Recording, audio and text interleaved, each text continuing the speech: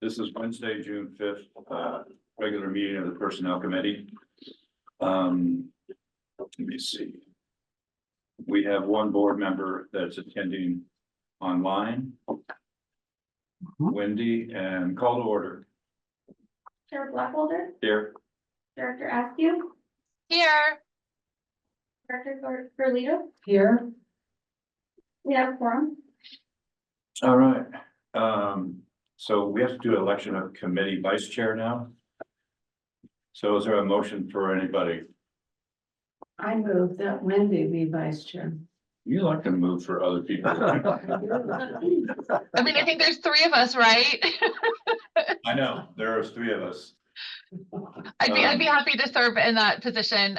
Karen, I was gonna nominate you, but either way, I think we're in good hands. I know, very quick. Okay, so, all in favor? All in favor? Aye. Aye.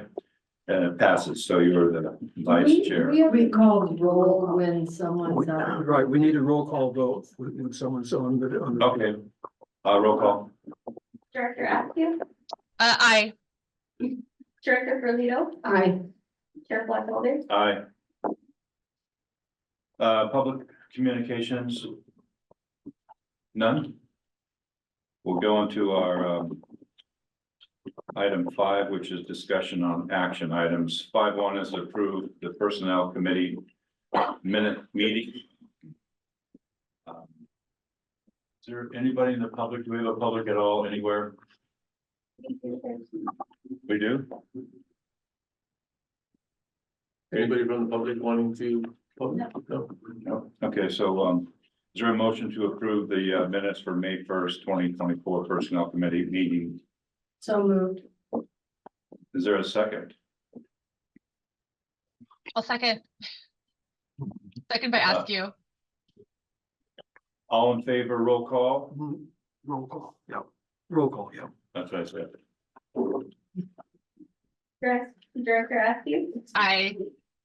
Director Ferlito, Aye. Chair Blackholder. Yes. So now we have the, that you, budget, presentation? Yes. Oh, well, did you do number 1, 5.1? That's what he just did. Wait, okay. Yeah. Okay. It's me. You get the free sharing. It's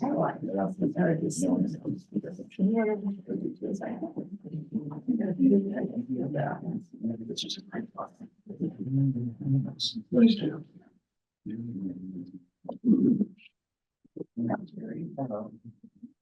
Nothing? Yes.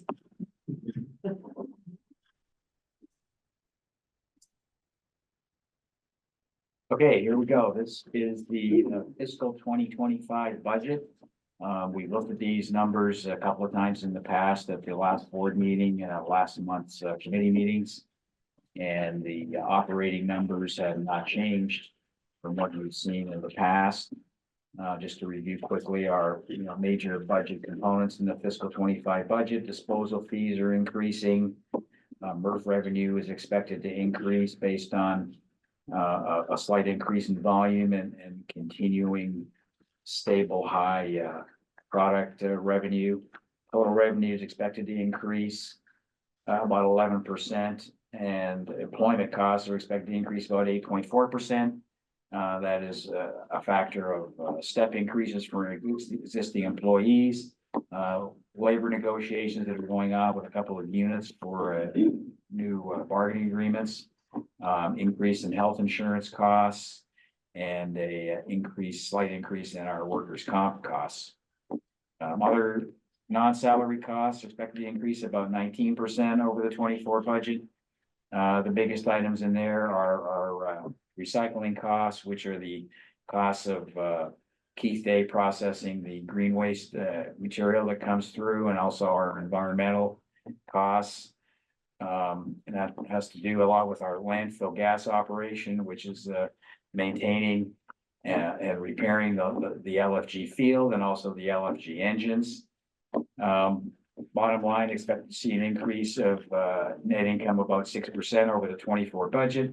However, expected to decrease about 22% from the fiscal 23 actual. Here's a look at our revenue mix. This is basically what our actuals have been for the past a few years. You know, our biggest revenue comes from our disposal fees, about 75%, followed by our MRF revenue, which is the product sales, and CRV revenue, and then power sales and some other smaller items, sand and some other miscellaneous service fees. Our biggest expense item is the cost of the employment and a breakdown of the salaries and benefits. So the salaries are the biggest component, followed by our health insurance, and then followed by our PERS costs. Staff is expected to increase from 134 to 138. There's a 7% increase in healthcare costs that has been confirmed by our health insurance providers, so that's a real number. We're not expecting any change to our workers' comp mod rate for fiscal 25. Capital spending, these are the major items that are in the fiscal 25 capital spend budget. The big items are on the capital improvement side. We've got mod 7 development of about $7.5 million. We've got the M1W power connection, $2.5 million. Compost site, about $4 million. On the equipment side, we've got a couple of big items: a wheel loader, a water truck, some electric forklifts. Total spend for fiscal 25 is in the about $25.5 million range. Now, this last slide is kind of looking at what our cash situation will be for fiscal 25 and then the subsequent 3 years after that.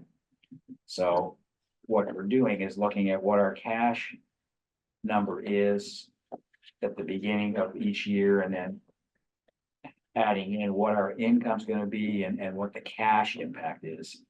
So you see at the end of fiscal 25, we're expected to have total cash of about $32 million.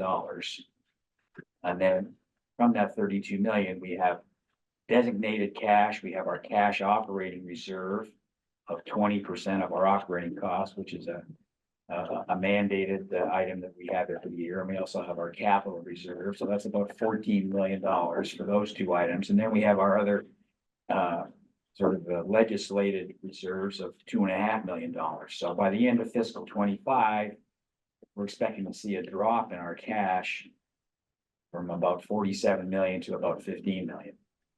And then going out over the next 4 years after that, we can see that the cash stays roughly the same in fiscal 26, drops again in fiscal 27, drops again in 28, drops again in 29. What's significant here is the fact that, the cash is going down in terms of their unrestricted cash, meaning the cash that we can, go up and spend on, capital equipment or capital improvements or other items.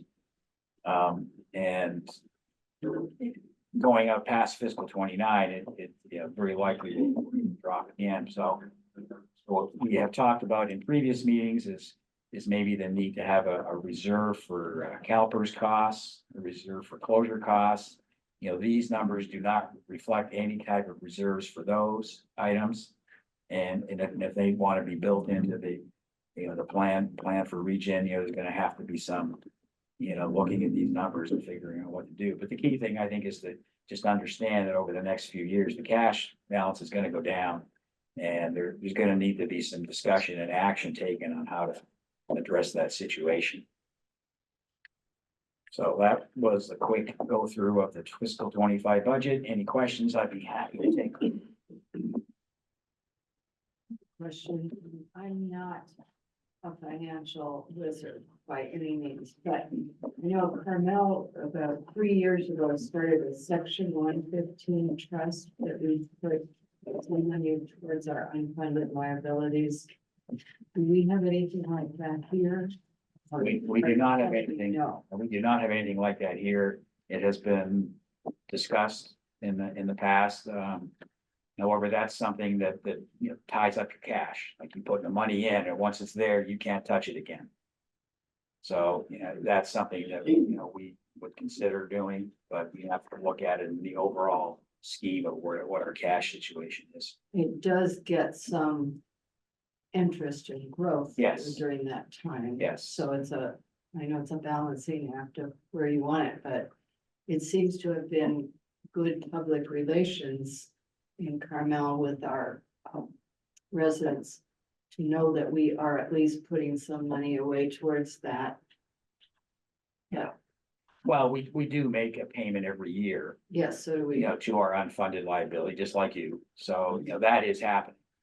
And that's essentially where we are now. But we have, let's say, talked about the 115 trust, but have not done anything.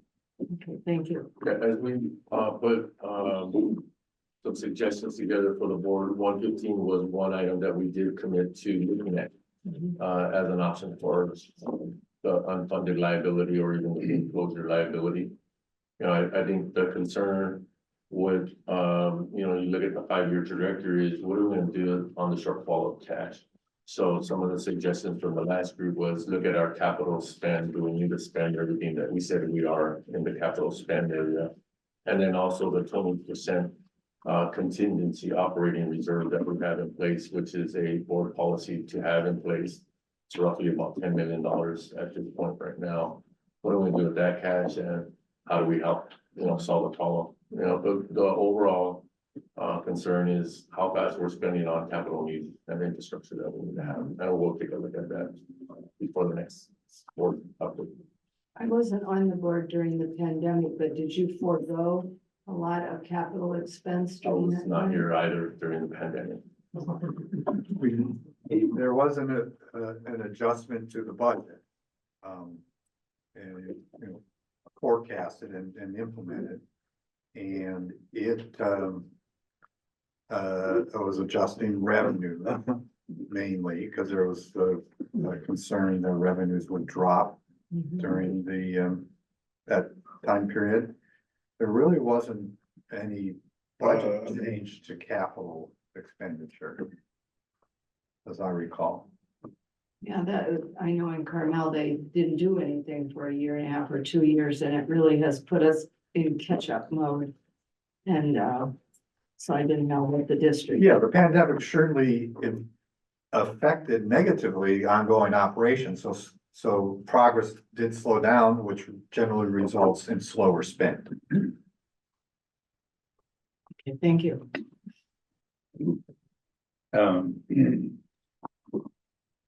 Can we get, what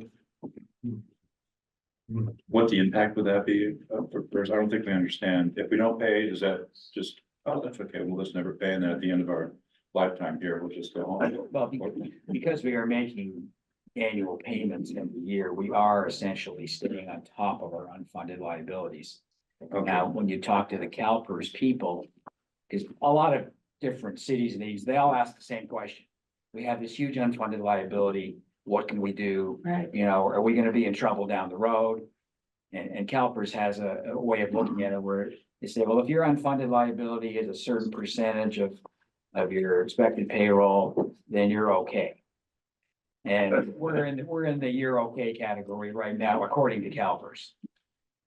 So as I say, every year we do make a payment in addition to our regular payroll contributions. We do make it a big payment, $2 million every year to go towards the unfunded liability. And CalPERS comes up with that number. They tell us this is how much you should pay. So if you listen to CalPERS, if you believe CalPERS, then they would say, yeah, you guys are okay. You don't need to worry about it. However, getting rid of the unfunded liability would be kind of make people feel a lot better.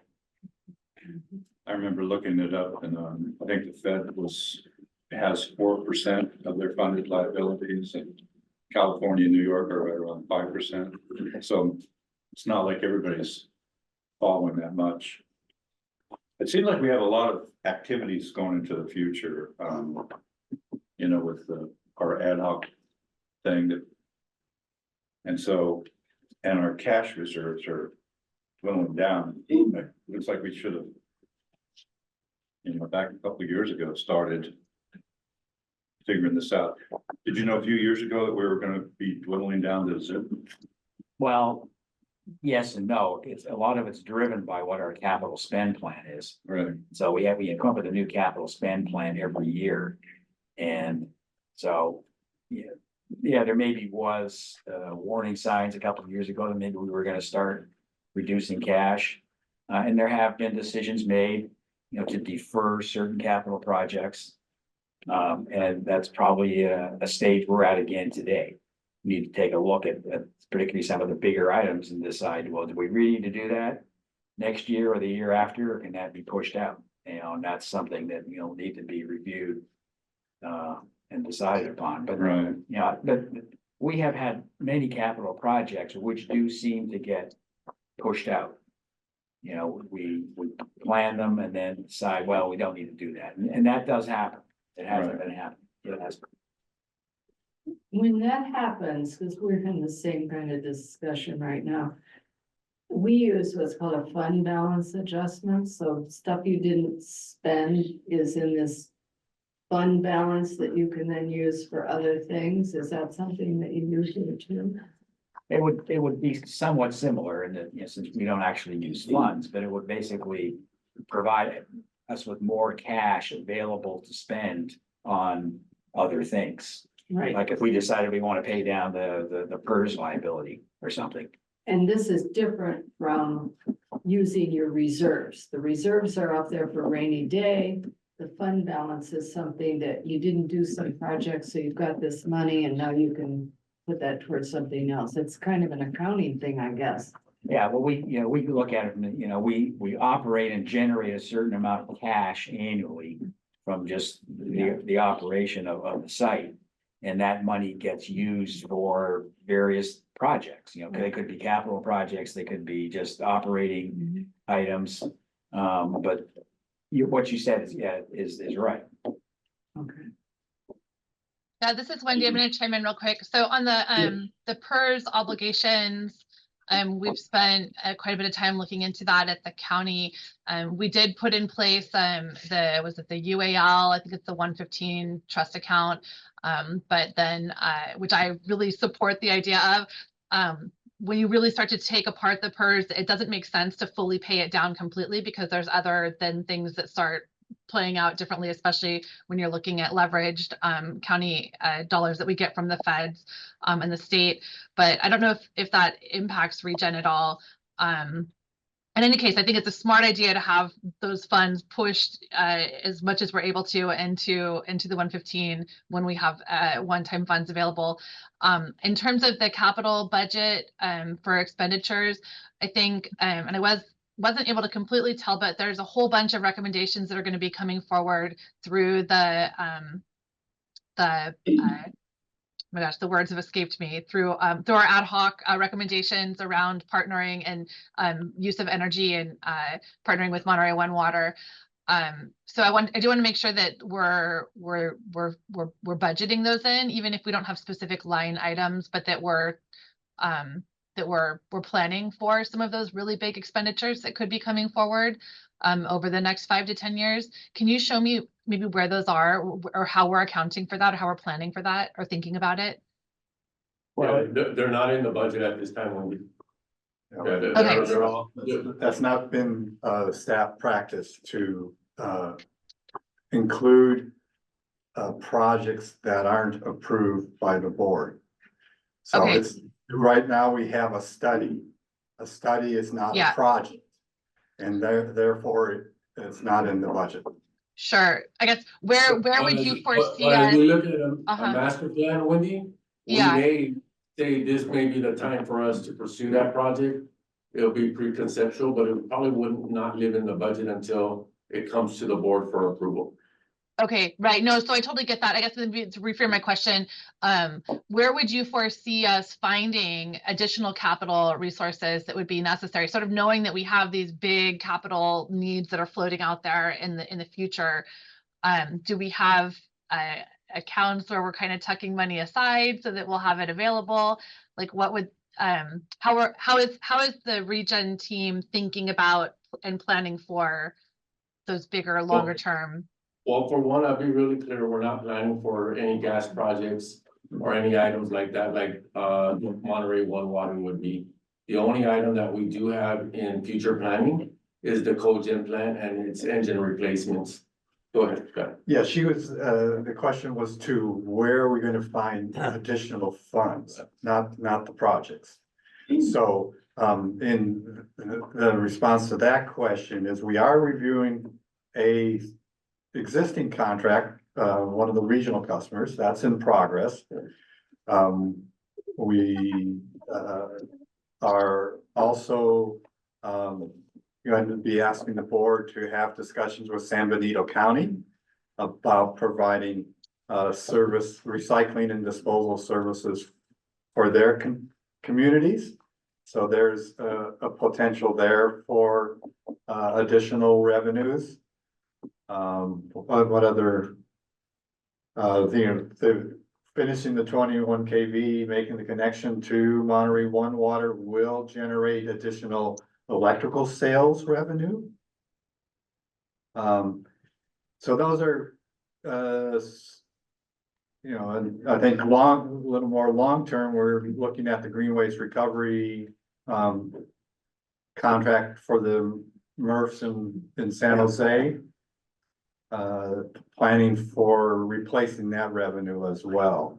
It ends in 2036. We'll discuss that a little more today. But those are kind of some of the revenue elements that are in staff's control. Separately for projects like the ad hoc committee might be recommending. Those are a scale of project that should have a funding requirement plan, a funding plan requirement as part of that project.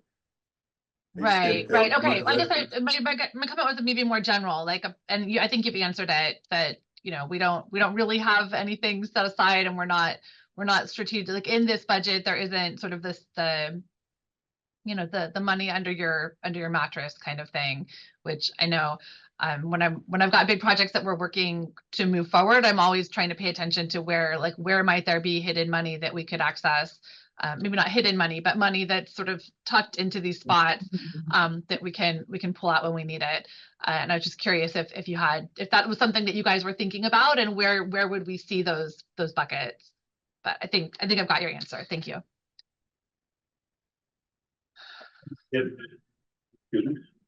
And please don't tuck any money under any mattresses at ReGen. Thank you. Or modules. Money in the modules. I know that we're not, planning in our budget, even though this is a 5-year plan, we're looking at 5 years. And the fact that was a feasibility study. Why did we have a feasibility study if we have no money allocated for anything? We don't know if we have any money, but you have a feasibility study. I know, but we don't know if we have any money. So we're all like walking in the dark. We're not, we're actually knowing what opportunity it is for us. There's always grant opportunities that we can apply. There may be better financial points for our organization where we can enter into a pathway to design a funding plan requirement to build something out. Right now, immediately what the feasibility told us was finish the 21 kV. That's your best opportunity to start more future projects, but you got to initiate those when the availability of presents itself to the organization. If we don't do any study at all, we don't have no awareness around what those possibilities may be when we have the opportunity present itself. Okay, say something. Sure. And at the risk of saying something, everybody already these are business decisions, so the projects have ROIs, so we would decide to go forward with the project based on the revenue the project would generate. So they're not just projects that are expensive, they're expenses that have ROIs associated with them, which make them good business decisions. So keep that in mind, how it differs. It may differ from a city where you have a project like a road that's not generating revenue per se for the city, but it's just a project that you have to spend on. But you have to have the money to buy the car. True, but you get motivated when you see those dollars go one way, you get motivated to depending on when the ROI is. Now, Garth also mentioned the unrestricted cash and that we should probably have a plan for it. Have you guys discussed that? We have preliminary discussed it. We need to have more conversations. about it. So that'll be down the road when you let us. Yeah, you know, the 5-year projection was really important for us to share because we had the question around the $8 million of surplus. The whole goal of this is to show you over a 5-year period is we're spending our surplus at a very fast rate because of all the items that are going on. We didn't want to give an awareness to the board that, hey, we're in perfect shape. We got $8 million in surplus cash. That came from Director Delgado at the last board meeting. We wanted to depict timeline ahead. This budget is only for this next year, but we wanted to share, hey, in future years, $8 million is not a lot of money when you have $57 million in debt on bond, and then you have another $25 million in the next year for projects or capital assignments that could be published or rendered at that time. We just didn't want to give that false buffer feeling that, hey, we're just in a great place. Well, we have activities that we have to execute on. Otherwise, we wind up in a very negative place. One of the suggestions from the last group was to look at our capital expense for this next year one more time before we come with the final budget, and we'll do that as well. What is absolutely have to have, and is there anything that we can defer in the future? And when Garth and I had a sidebar discussion, and there's items on the list that have been deferred already. And I think that's important for the board to know is, you know, these items are needed. They've been deferred X amount of times over the last 10 years. And to Karen's point is how much do you want to defer? When I got here, there was deferredness all over the organization. And it takes time to catch up on that. So I don't want to fall behind again. And what we're finding is, as a result of deferring, things got way more expensive. When you actually go then to put out the RFPs and everything else, it's, you know, gone way up. Thank you, sir. Thank you, Garth.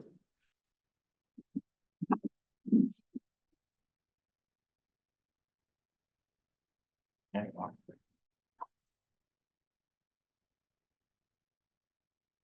And when these cameras on, by the way. I hope they turn on now.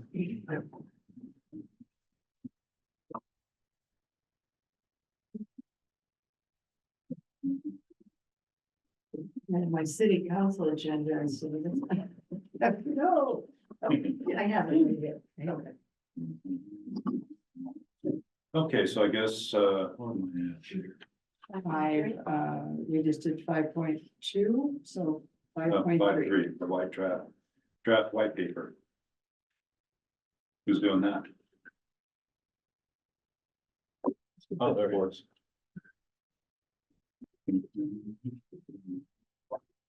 So this is an update, on progress, touch on some of the topics of interest. Should have a revised version for the board package to review. Yes, today's presentation is specific content that's being added to the draft white paper that you reviewed before. So it'll create a new draft, which we hope to have to everyone at the June board packet. So the organization's changed a little bit in response to the comments received, adding section 1 purpose to summarize what the intent of the paper is, and introduce the subsequent sections that are in the paper. Basically, kind of high level summary at at California and Monterey County levels is section 2, which you have reviewed.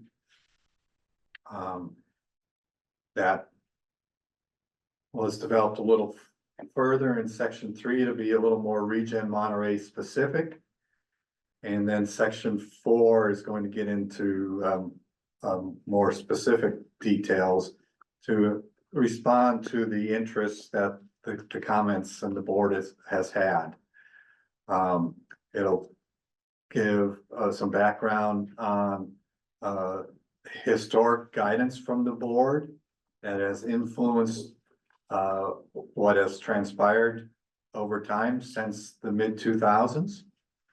That has resulted in there being regional customer contracts, long-term 30-year contracts with 4 agencies in Santa Cruz County. And then a limited term contract with Green Waste Recovery of San Jose for the delivery of primarily recycling residual materials from their recycling facilities in San Jose. That particular contract is terminating in December 31st of 2036. And that represents the largest tonnage and the largest single revenue source. And is the particular contract of keen interest because of how much revenue it does contribute. The white paper revisions will touch on the current board's interests that have been expressed by the comments. You know, background on the tip fee, you know, presentation of how the gate tip fee is different than the tip fee in the contracts. You know, why is that the case? What does that mean? With those regional contracts, that's additional tonnage coming for disposal. So what does that mean relative to disposal capacity? How much does it impact the remaining life of the landfill? And the revisions will get to those interests that the board comments have provided. This is an illustration of the historic tip fees. You've seen this before, and it tells really one story. The tip fee at ReGen Monterey has generally been the lowest tip fee in the region. I will point out that is all that's presented on this graph is the tip fee value, and that some of the other agencies collect revenues by other fees that are not for services.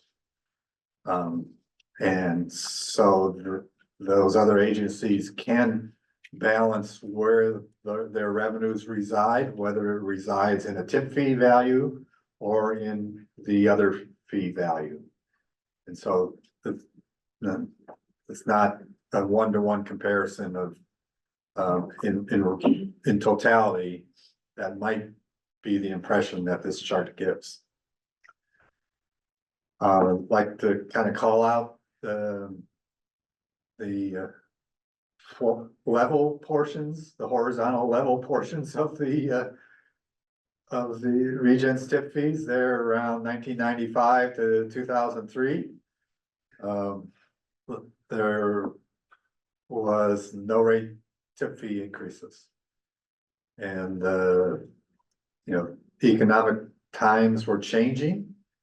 As you recall, that by 2006, there kind of was a peak in the economy, and there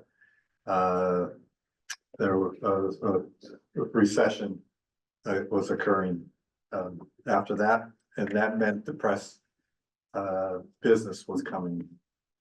And so the board did give staff guidance at that time, which is key to what has happened between now or then and now.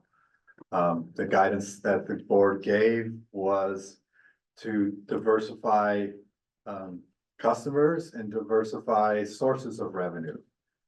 And so those are some of the additions that'll be added to this white paper. The board asked for this snapshot of the regional contracts. So this is a presentation of those four agencies in the Santa Cruz County area. And then the green waste recovery for the San Jose MRF residuals. And lastly, and most recently, the Waste Solutions Group for the Gilroy and Morgan Hill communities refuse disposal. So those are. Do we have just one question on this one? So how's the amounts? Do we is there any sense of like what quantity is associated with each of those contracts? Sure, next slide. Or it's on that? Okay, I just didn't wait long enough. Thank Yeah. you. Yeah, this is just, there was a request, that was part of the request. But this part of the request was to summarize the contracts. So presenting the start date and the end date of the contract and what its rates are. You know, the board's historic guidance to pursue additional customers led to those four Santa Cruz contracts. They were actually 30-year contracts established in 2009. More recently, the ReGen staff through the board gave those agencies a 5-year notice of termination to cause those prior contracts to end and to effectuate a new contract, which is shown here on the slide. And that new contract allowed for step increases in the disposal tip fee rate in the contract. And ending at 95% of the ReGen's posted tip fee rate. So that'll occur this next fiscal year for those four agencies. And it would represent only a 5% difference between member agency rates and the contract rates. Recognize that this contractor is only being provided disposal services, while the member agencies have access to all the services here at the district. And so I think I would opine that 95% of the gate rate in a contract is a pretty good accomplishment for equalizing revenue contributions from member agencies and non-member agencies. This slide presents the tonnage that is seen on an annual basis. You know, bottom line, it's almost 500,000 tons a year in total. There's another 250,000 tons not associated with these contracts that also is processed here at ReGen. You know, definitely the large large contract there is the green waste recovery recycling residuals. There is you know, on the order of 350,000 tons there per year. Are there And- maximum quantities associated with any of these contracts? There are not. There are minimums in the green waste contract. And there are payments if minimums aren't achieved. I will take that back. The green waste contract does set some upper quantity limits, and we have utilized those upper limits in guiding our discussions with green waste. So that's the only exception is that one contract. Okay, but like, for instance, Capitola, there's no, it's, does the contract, can you tell me a little bit more about the contract and how it limits waste that would be from the city of Capitola? So like, the city of Capitola couldn't accept or like add other refuse to their contract? Like, are there limits? Can you, like, what So types of there- limits? How are those limits defined? Yes, there are geographical limits for each of those contracts. So as you were referring to, it's only in their agency jurisdiction that the tons can be generated. They cannot receive and transfer tons generated by other outside of their jurisdiction. Okay, and are there provisions of any kind for like emergencies? I know in Pajaro, during the flooding, there was just a tremendous amount of waste that had to be hauled out of the community. That would be sort of, you know, could easily double the tonnage in a small community like Capitola if there were to be something like that. Are there provisions in the contract that account for that or address those special circumstances? Yes, it's general references to those circumstances. And by having that reference, it allows access to those emergency processes. So it's an affirmative as far as access to those remedies. It just doesn't describe those remedies in detail. Okay, and then one more question. Are all of those contracts, those would all be considered public documents because they're agreements between two public agencies, or are there parts of those contracts that are considered proprietary or confidential? They're all contracts that were followed the public approval process and presented to the board of directors. Okay. And approved by the board of directors. So it might be that- helpful to just have a copy of a sample contract, whether it's for any one of the cities specifically, or have it hyperlinked in some way so that, because I foresee that there could be questions to that effect, and just being able to point people like, here's exactly what it says. If you want to go read it, go right ahead and read it. This is what we're bound to. Or we're gonna bring that to the We board. are gonna bring that to the board. We brought it up in the last meeting as well, so it's an item that we can bring up. Yes. Cool, thank you. And the finance committee, one of the directors asked for those contracts to be posted on the website. Yeah, and that's the discussion we will have with the board. Yeah. Perfect, thank you. This slide presents the revenue associated with those contracts. And on the order of $15 million of revenue per year. With again, the green waste recovery contract being the largest, at about $9 million a year. And that particular contract, it has a termination date of December 31st of 2036. And is the largest risk for the district as far as impacts on revenue.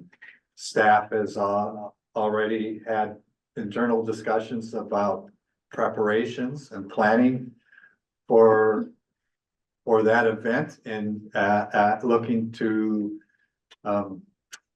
potentially have solutions achieved before that termination occurs, so as to mitigate the potential loss of that revenue in 2037.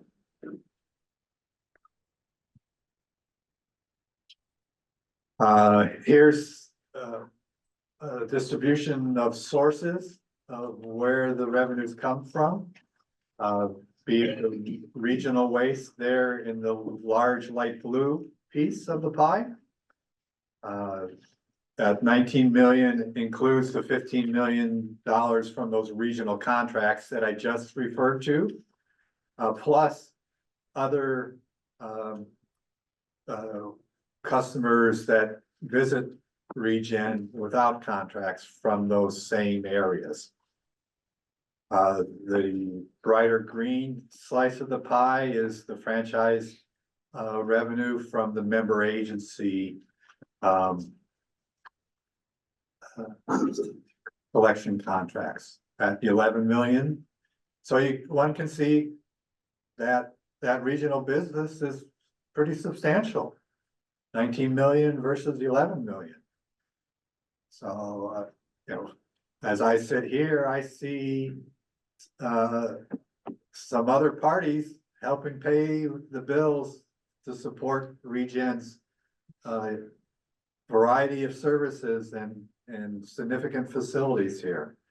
So that tells a good story, because this entity is unique in the solid waste management industry, having recycling, disposal, composting, household hazardous waste, landfill gas to energy, providing a community yard for franchise collection. It's a pretty good story to tell here, and even better story that there are agencies outside the membership that have equal interest to have their communities served in a similar way that ReGen's communities are served. This is a forecast of next year's budget showing where the revenues are generated, be it the large blue slice of the pie, which is disposal revenues, at 43 million, or about 76% of the revenue source. The material recovery facility being second there in the gray at 19%, just shy of 11 million.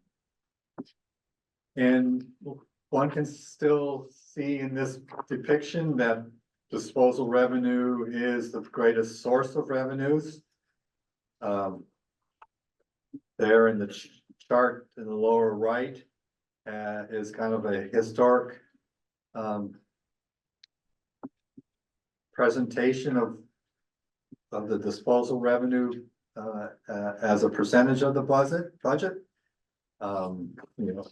Going back to the board's guidance in the mid-2000s, they wanted staff to reduce the reliance on disposal revenue, which means decreasing its participation.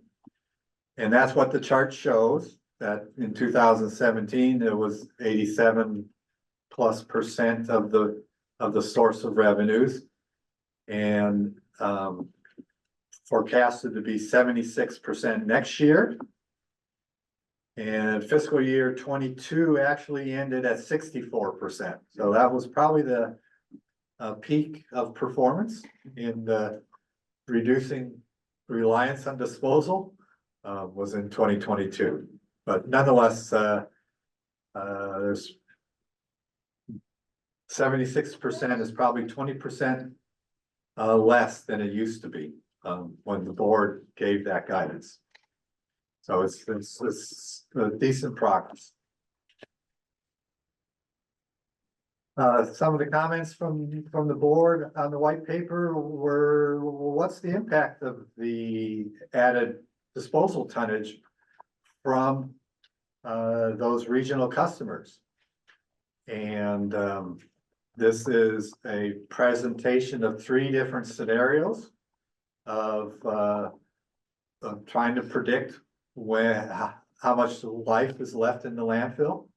That depends on how much garbage is put in the landfill, how fast it's put in. And that's basically the difference between these 3 estimates, is how fast is the disposal occurring. In the first one there in the 2010 joint technical document, was done because regional customers had just started.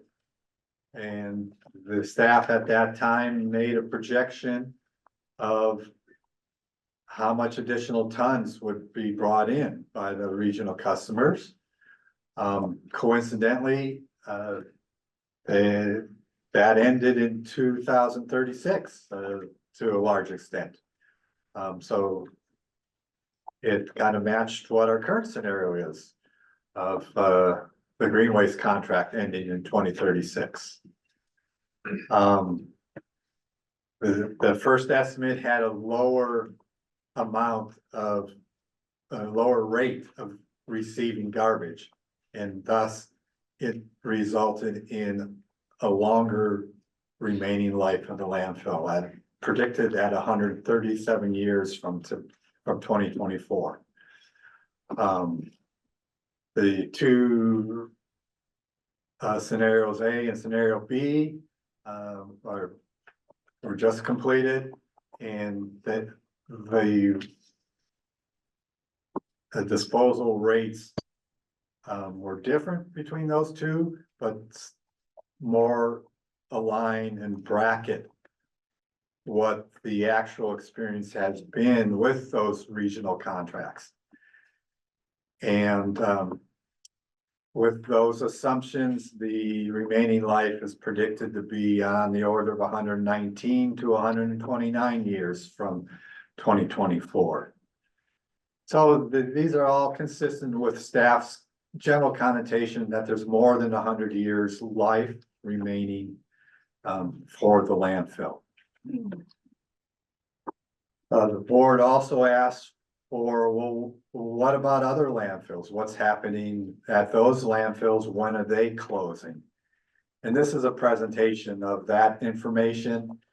And it generally indicates that there's going to be quite a few landfill closures in the next 5 to 25 years.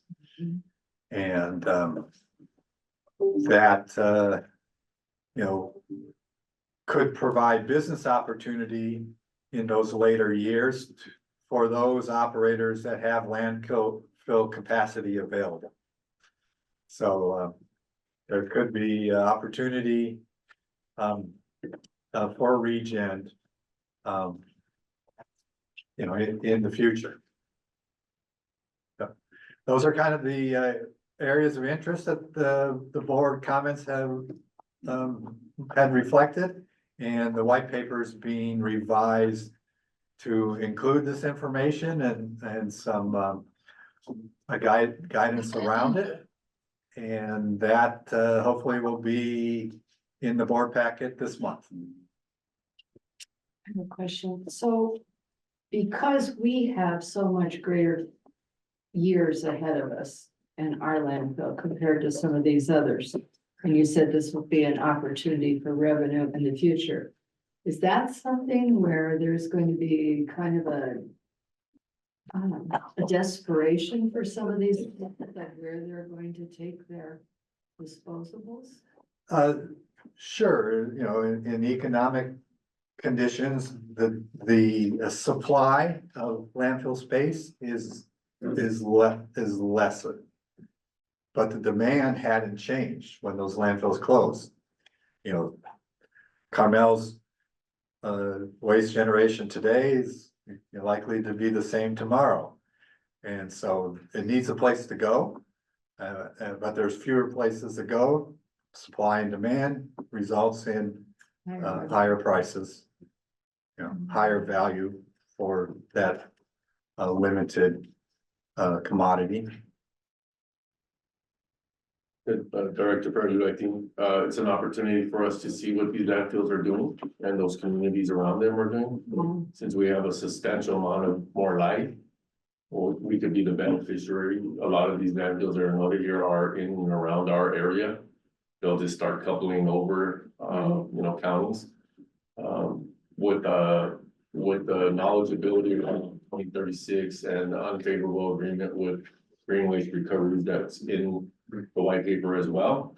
We talked about already diversifying and adding more revenues over time. This may be the opportunity. We may not see it immediately, but we may have to downsize and then better upsize again with the opportunity to sell landfill space greater than its value that it has today. But we're going to keep a close eye on it. And then I don't really know our capacity to grow our space, or are we limited?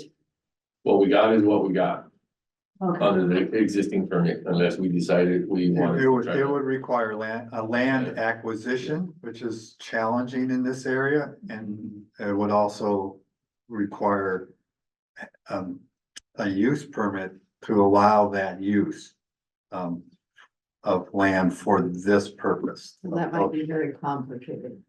It would be challenging. The land around this property is zoned in a way that allows for this type of use under a conditional approval. So that's how ReGen received approval for the 470 acres that we have here. It was an application for that zoning district, which all this land is zoned as.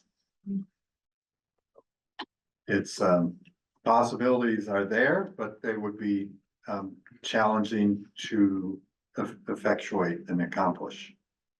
But there's something that we would keep in mind if something arises where someone wanted to sell land. Yes, we are, as you may recall, proposing to update a master plan.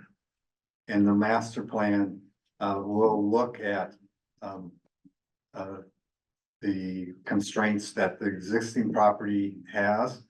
And if there is a scenario where there are needs for more services, it may define the use of other land as a forecasted plan, and be the beginning point to pursue such an endeavor if that was adopted.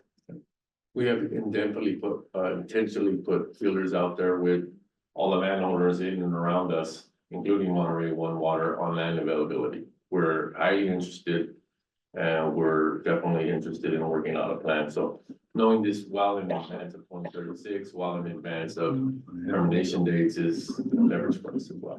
Thank you. That's possible.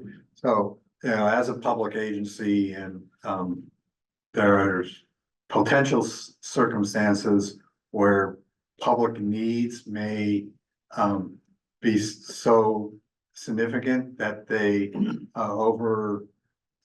ride private interests, and the eminent domain process could be availed to in that particular circumstance.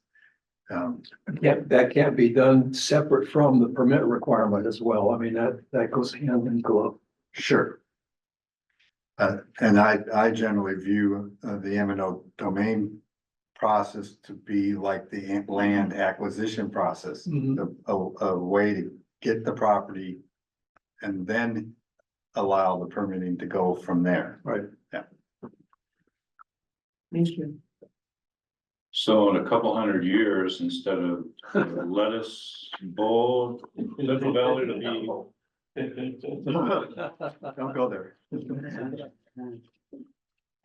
Yeah, it's very informative. It's presentations are good because you have to follow systematically, as you're thinking, because when I zipped through it, I just didn't notice all the stuff that you brought up, even though when you mentioned it, I literally just presented, so good job. Where are we at now? General manager. Thank you. I have 3 announcements today. One is staff was able to attend the Western Regional Symposium Conference in Southern California. We were excited to participate. Again, SWAN is the nation's solid waste organization that represents many organizations like ours. Staff from the maintenance department attended the Advanced Clean Transportation Conference held in Las Vegas. The conference was centered around zero waste emissions, also known as ZEV. zero emission vehicles and strategies for complying with forthcoming fleet regulations. So we just want to get awareness around our fleet and electrification, and what are the mandates and what are the dates required within those mandates. We also had Eric Palmer, part of the ReGen Public and Education and Outreach Coordinator, attended the annual conference for California Association of Public Information Officials in May. The conference gathers around government communications from across the state to share best practices and the latest trends in communications.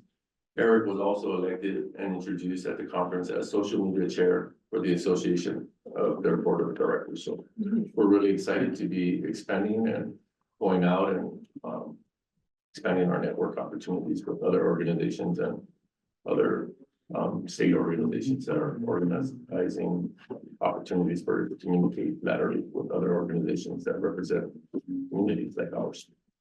And that's all I have, Chair. Thank you. Any questions regarding those 3 items? All right, so I guess we're gonna go into closed session. Oh, I forgot the future. We talked a lot about the future already. It indicate that the committee came back from closed session at 12:05, and all you have to do is report that you conducted the interview with the general manager. Yes, we And did. that, and that's, other than that, there's no reportable action No. that's taken. And we will be reporting to the entire board at a closed session in the very near. At the future. board meeting, right? Right, Yes. and I'm You can assuming now- it'll be next board meeting. Yep. So you can adjourn the meeting. It's adjourned. There you go. Good.